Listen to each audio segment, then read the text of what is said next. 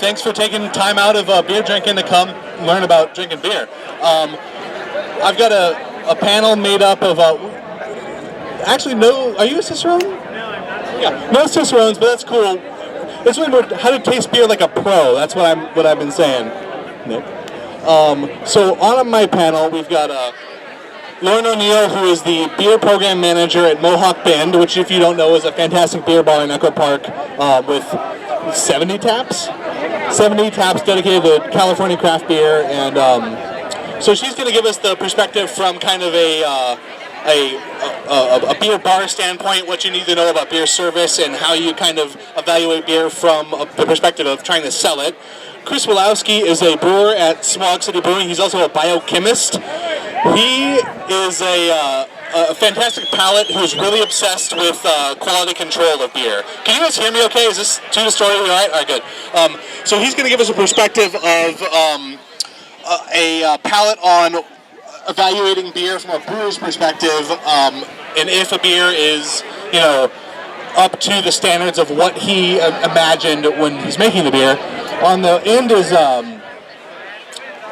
Brian, and he is a fantastic home brewer with Pipe Dream Brewery. He's also a BJCP judge, so he's going to give us kind of the perspective of evaluating beer from a beer judge standpoint, especially homebrew beers, which, as you know, can be either homebrewy or they can be really, really fantastic. So there's a big range of styles and flavors you're tasting.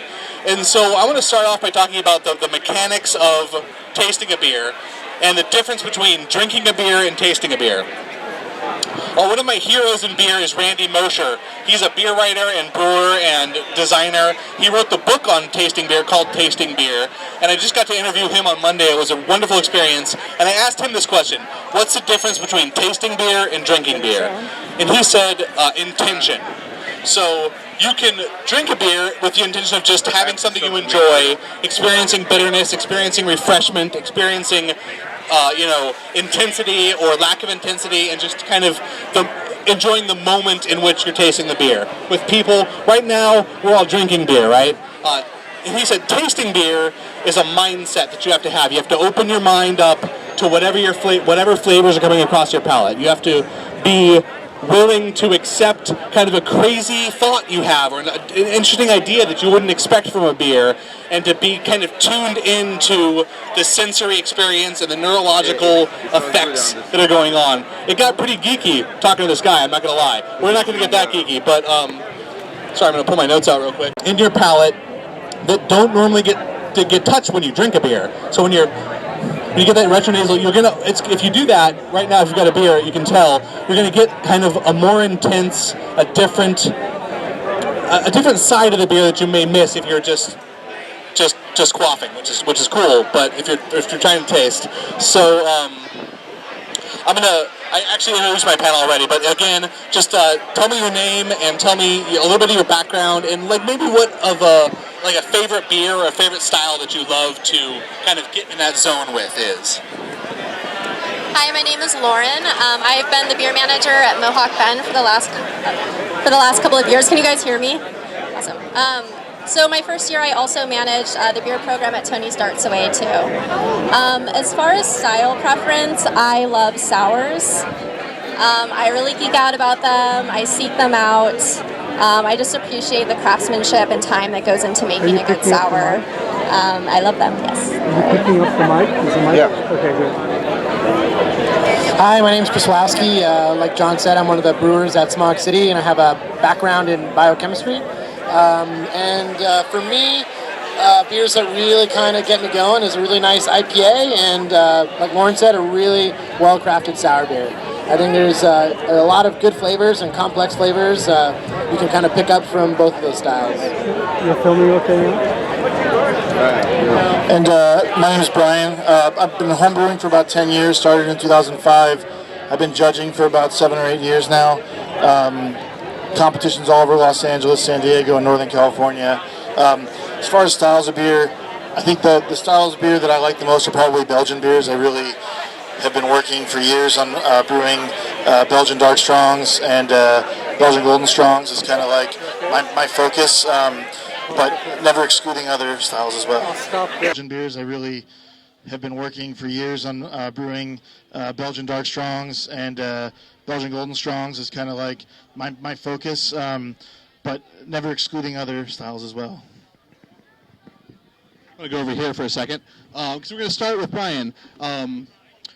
So as a BJCP, which is a program in which you get certified, you take a lot of tests, or one big test, but you do a lot of study about how to identify flavors in beer from the perspective of judging homebrew competition. So it's the Beer Judge Certification Program is BJCP, and it's a national organization, and you kind of, it's a really cool, if you're interested in brewing at all, it's a really cool way to get into kind of the deep end of beer, because you experience everything, every style, every flavor, every off flavor, every bad beer, every good beer, and it's from that perspective, when you're judging a beer contest, what are you looking for in a beer? Specifically, since you said you love Belgians, what are you looking for when you're judging, say, a Belgian dark strong beer?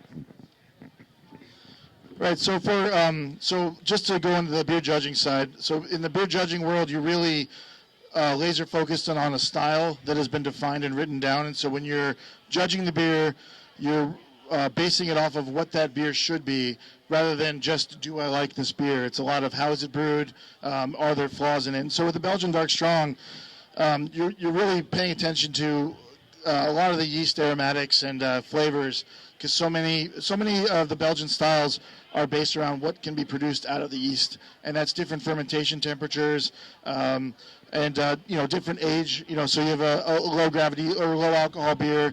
It's probably not going to be as old as a high gravity beer like a Belgian Dark Strong. And so what you're looking for are things that you know are known side effects of improper temperature storage, fermentation profile problems, that kind of stuff. All flavors derive from that kind of process issue. What are some of the off flavors that are common in that style that you could notice immediately and say, like, oh, this beer is taking me out of the mood, like, this, it kind of distracts you? Yeah, so one of the big ones in Belgian beers is phenolics, and normally that comes from either fermenting too high or sanitation issues if you didn't clean everything in your fermenters, or all that kind of process management at the end, or it could be even storing your beer too hot for a long period of time. So phenolics kind of come off as a plasticky, spicy. It's really actually described as medical adhesive type of aroma. So there are a lot of interesting kind of flavor descriptors like that judges use. But once you kind of understand what a phenolic is perceived as, it's a lot easier to dial in on it. And we're going to come back to that idea in just a moment. But first I want to ask Chris, Brian's talking about the BJCP. When you're judging beers, you're judging against a style. So it's a very defined list of qualities that this beer should have in order for it to score highly. Chris, as a brewer, you can brew to style, but you can also kind of do whatever you want, right? You're after a good beer. So from a production brewer standpoint, how do you judge a beer if you know it doesn't have to be a style? Like, how do you tell if a beer achieves the idea that you set out to achieve?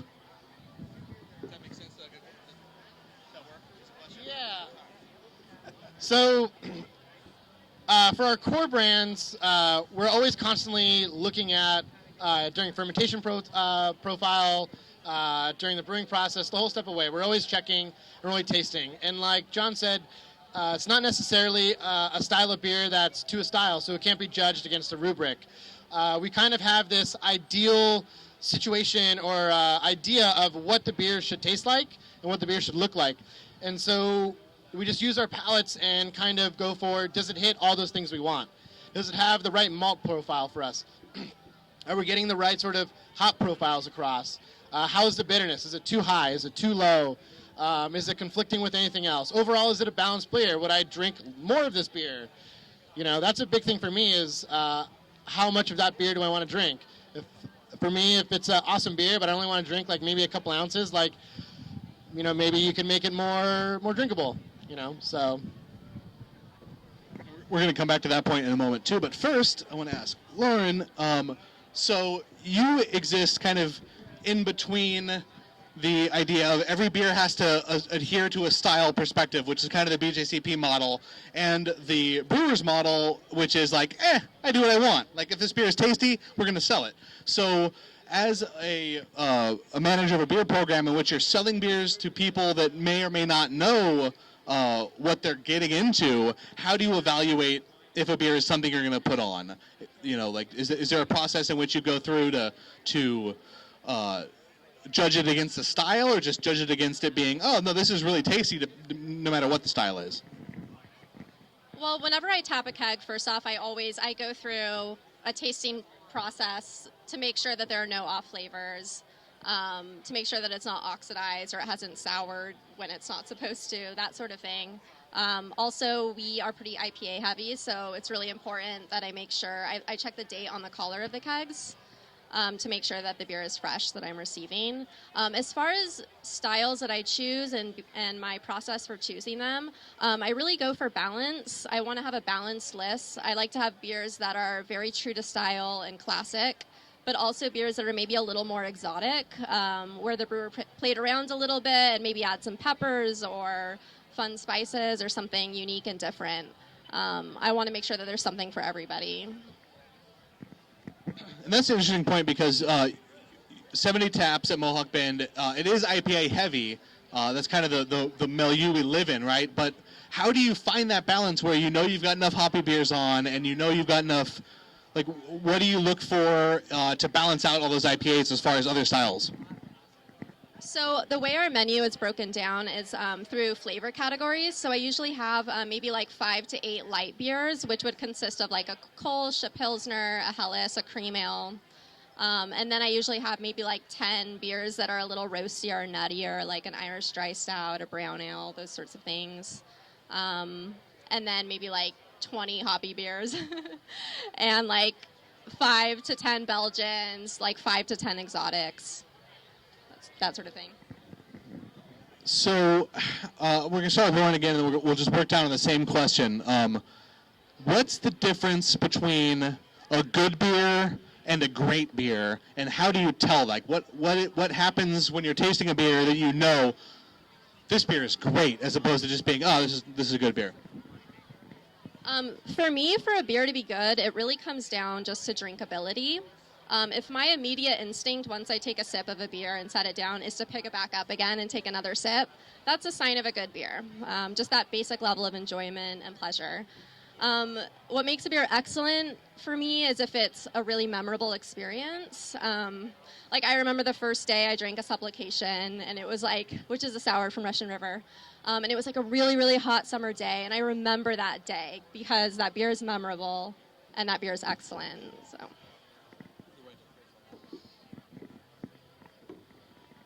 So for me, a good beer is something that isn't like truly inherently flawed. So it doesn't have really any flavor flaws or fermentation flaws or anything like that. And I think it's a balanced beer, whether it's, even if it's something weird and exotic, it's still balanced and drinkable.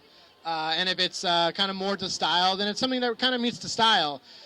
For me, an excellent beer or like a great beer is really hard to define. I always talk about it kind of like an X factor. Like, it just has this one little bit of something. It's hard to put your thumb on, but you're like in your mind, and you take that first bit of aroma and that first sip, and you're like, wow, like that's all that comes out of your mouth. And I think really, and the more beer you drink, I think the harder it is to find those excellent beers. You know, your palate kind of shifts. And you become a little bit more picky, and then eventually they become a little bit few and far between. But eventually you bump into them again, and you're like, wow, this is a really excellent beer. This has this X factor that kind of everything ties together. Everything is super balanced. The hops, the malt, the yeast profile, everything is just put together really nice, and all you can say is wow. And you just want to set it down and pick it right back up and drink it again. Cool, and yeah, and I'll piggyback on that a little bit too. You know, in my world of beer judging, a lot of that is really judging a beer to style. And so if people brew the beer to style, often you get a lot of similar beers. And really what ends up making a certain beer stand apart from others is the intangibles of a beer. So is it to style, and is it technically sound awesome, but does it have some unique flavor component that maybe makes it somewhat different than others, and it really works and kind of not really blows your mind, but maybe perks you up to be like, wow, they've done something really interesting with this beer. It's unique enough, but not far outside of style, but it's left a lasting impression on me that, hey, man, maybe this is something that I could try and work into one of my beers. And I remember that, going forward, too. So, something we're hearing a lot of is this idea of the intangibles, right? Like, you know it when you see it, you know it when you taste it. And a big part of tasting beer is being able to kind of talk about what you're tasting. And that's kind of the hardest part, because you can read beer reviews on Beer Advocate or Rate Beer or whatever, and you can see these crazy descriptors like, oh, it tastes like blueberries on a fresh summer morning, or it tastes like cantaloupe salad. Like, well, so part of the challenge when you're developing your palate is developing your own vocabulary for all these tasting terms, and to not get too much influence from other people and the people around you, or maybe to get their influence. Like, how do you balance that out? How do you develop a vocabulary? And as an aside, before I actually ask this question, I'll say, like, again, it's a neurological thing, right? Flavor and language are two completely separate parts of our brain. And so in order to find a place where we're making connections between what our brains are sensing flavor-wise and what we want to talk about is a skill that you have to develop. It's something that takes practice. How do you develop the skill to be able to talk about a beer in a way that communicates to other people in a meaningful way? It's a tough question. Yeah, no, it is tough to come up with the vocabulary. I think for me, trying to think about when I have developed my own is so homebrew club meetings are a fantastic way, because often what happens at homebrew club meetings is somebody brings a beer that they just brewed and they either think it's amazing or it's highly flawed, and they're curious to say, what did I screw up on this beer, or isn't this beer amazing? And you end up discussing the beer with the guy that made it, figuring out part of what their process was, and you start to learn, oh, hey, this beer is really toasty, and in the beer judging world they call that melanoidins. And so I know I've learned, like, when I get that flavor, which based off of the conversation I had with this guy who brewed it, he used this grain or this process to create it. Now I understand that, and moving forward, I can apply that to different beers that I judge in the future. So really a lot of it for me is about having that conversation, like between the two of us, we have the same beer. What did you think? Oh, you tasted something that I didn't taste. That's interesting. What do you think it describes as? And that's now kind of filed away as a potential descriptor for a beer in the future. And that's the point that you bring up about don't taste beer in a vacuum. That's useful to taste beer by yourself and not have any other inputs, to kind of get in that space where you're not in a place with music and people and trees, then not all these distractions, to really just kind of a quiet white room to taste the beer. It sounds really geeky, and it is, but the other important part is to actually talk to other people and kind of suss out those different words, right? Like bounce stuff off each other, and you go, oh, no, we're both tasting this thing. I taste it as marshmallows. You taste it as maybe burnt, creme brulee or something. Chris, why? Why are there all these different flavors in beer? What's causing all of these flavors to happen in beer? Well, on like a molecular scale, all those flavors you taste in beer that you taste in, say, burnt marshmallow or vanilla, it's the same exact compound. And just those compounds exist in nature in all sorts of different versions, or not, they're all the same version, but in different places. So, like, for example, if you get really cheap vanilla extract, right, it still tastes like vanilla, and it's still vanillin, but they get that vanilla from oak, right? Whereas it's more expensive getting that vanilla type compound actually from vanilla. So when you have a barrel-aged beer or a spirit, you do taste vanilla, and it's not because they added vanilla to those beers, it's because that compound exists in oak. And same with if you have a nice Hefeweizen, right? You sometimes, or Belgian beer, you get that banana type flavor. That's isoamyl acetate. So that same exact compound exists in bananas, right? Bananas produce it, and in the case of Hefeweizens or Belgian beer, the yeast produce those compounds. So it's the same exact compound, it's just found in nature and just produced a different way, and that's why it's kind of the same thing. And one of these flavors that we all know is you go to the beach, you grab a Corona out of the ice bucket, and you taste it, and you're like, oh, God, this tastes like roadkill skunk. That's because UV light hits the isomerized alpha acids from the hops and breaks them up and creates the same exact chemical compound that a skunk sprays on you when it's angry. So when you taste a skunky beer, it's like the same thing as tasting skunk butt. And so like that happens again and again and again. And being able to like cue into these individual flavors and know why they happen is a very key part in like developing your palate and your language to talk about that. Lauren, how do you have a hard job because you have to educate both. You have to judge all these beers, right, to decide what to put on. Then you have to educate your servers about how to sell those beers and also how to educate the customers about what they're drinking. What language do you use? How do you find that approachable way to teach beer flavor to both your employees and in customers? So whenever we hire new staff members, I always spend a few sessions with them, training them on beer. And we really talk about what craft beer is.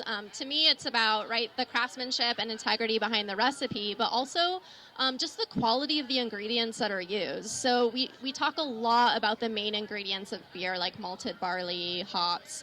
And I actually bring in different types of malted barley for them to eat, and different hop varietals for them to smell. So they have the tangible ingredients right there, and that really helps them start to understand how styles are categorized and where the flavors are coming from. I'm also lucky because I work in a restaurant, right? So I have all of this fresh produce and spices right at my fingertips. So if I'm explaining a wit beer, for instance, which is traditionally brewed with coriander, I can grab coriander from the kitchen if somebody doesn't really understand what that flavor is and have them try it. I really emphasize to my staff to explain beer in terms that everyday people can understand. Instead of saying oh, it's an IPA, it's really hoppy. A lot of novice beer drinkers might actually not know what hoppiness means, but they're too embarrassed to say that. So I emphasize talking about it in terms that they can understand. Oh, do you like grapefruit? It's kind of bitter like a grapefruit. You might like it. We also get a lot of customers in who look at our list, there's 70 taps, and they'll say oh, well, what do you recommend? And just like with food, there's a few questions you want to ask them to make sure that you get the right beer style. So I talk a lot about that with my staff, how to have those conversations. Do you want something that's maybe a little more rich in flavor or something that's more mild? Do you want something that's a little sweeter or something that's more bitter like a grapefruit? And help them develop their own pathways to navigate their customers. I got one more question for the panel, but before I do that, I want to thank my panelists for coming out and sharing some brain knowledge with us. And I want to thank all you guys that have been listening and not drinking beers to kind of learn about stuff that's awesome. Keep it up, because beer is there's a lot of stuff you can learn about it, and it's exciting and it's fun. My last question is for the panel: what's one thing that everybody here can do, either right now at the next beer or when they go home tonight or tomorrow to have a beer? What can they do to improve the way they taste beer and improve their skills in tasting beer? I guess I have two things, but I'll make it quick. So one thing that's really interesting about taste and aroma is that the way that you perceive smell, for instance, is actually wired through the part of your brain that controls memory. So when you taste and smell things, a lot of times you get images from your past. It's really hard to be able to name what you're tasting, and I always emphasize that to newbies, not to get discouraged. It's a skill you have to hone. So I think focusing on just the imagery and emotions that come to you when you try something can be really helpful to name what you're tasting, but also blind tasting. I found that to be a really effective and fun way to start to solidify your style knowledge. I've done that with my team a lot, where we do blind tasting and try to name the style. So do that with your friends, go to bottle shops, explore and have fun. So I think I'm going to kind of touch what Lauren said. Aroma and tasting is very memory based, and what I really suggest to people is paying attention to your surroundings and what you're eating, and making mental notes about what these flavors taste like, and when you combine them together, what they taste like. Or even like walking down the street, you're on a jog and you walk by someone's flower bush, you're like, wow, those flowers smell really nice, and you take a mental note, and then one day you'll drink a beer and you'll be like, wow, it smells like that run I went on. Wow, okay, so this beer has like a rose character or whatever, and then you eventually start learning about it. And I think the hard part, I think what's important is actually talking to people when you taste beer and learning that language and making those connections in your brain. And when I work with people, I think a lot of people are often afraid of saying the wrong thing. And I think tasting beer and food is your own perception. It's your own memories and your ideas. And you're not wrong. If you happen to taste this weird flavor in a beer because it draws from this memory, then that's how you perceive that flavor. And you're not wrong. So, but when it comes to all sorts of other random flavors and standard descriptors, it's really good to work with someone and pinpoint those sorts of flavors. Yeah, and so for me, I would reiterate the blind tasting aspect as well. Not having any kind of preconceived notion of what the beer is that you're going to drink is highly educational. Just go out and buy 4 pale ales. Try and find ones that are brewed on similar dates, on the expiration dates, and put them side by side and just do a comparison and start to learn what you like versus what you don't like. Another good tool that I actually did when I was studying for my BJCP exams is I used to go to Tony's Darts Away at lunch and print out a blank score sheet and order a pint and try and fill it out. So every time I would drink a beer, I would actually fill out a score sheet, because once you have to actually fill in blank lines with information, you start to realize maybe where you're deficient and what you need to work on, and it kind of directs you down the path of what's the next thing I should be studying. What's this checkbox that says diacetyl? I don't understand what that is. Maybe I'll Google that now. That kind of thing. Force yourself to write about and describe beers, and when you hit a wall, that's when you know what you have to learn about next.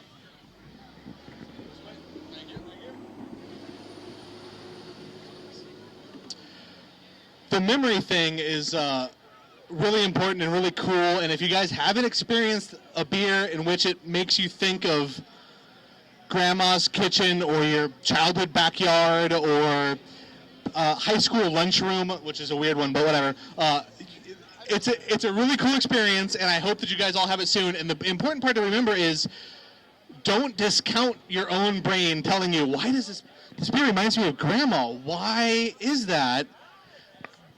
Focus on that. Dive in and figure out what it is about that beer that's reminding you of grandma, and it might be her rosewater perfume, and you can say, oh, it's the geranol and the hops. That's why this beer, and that's a really cool connection that you can make. And I think the last thing I want to say is a beer is cool, right? We all love it. It's delicious. It makes us feel happy. It makes us connect with people and have friends. And it's such a deep and important part of kind of what's made us human for 10,000 years, that you can go as deep as you want, and the deeper you go, the more you get out of beer. And so never feel embarrassed about talking about beer, and never feel like this beer tastes different than all the people that I'm around talking. Don't feel like, my opinion's less than theirs because they all think the same thing.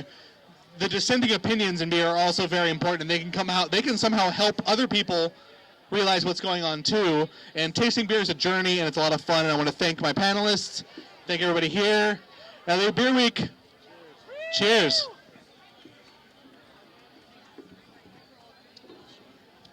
Thanks for sitting. Yeah, that was. Yeah, that was awesome. That was fun. We got like another hour. Yeah, me too. I have so much stuff I want to know. I know. I was like, I read your questions. I'm like, how many?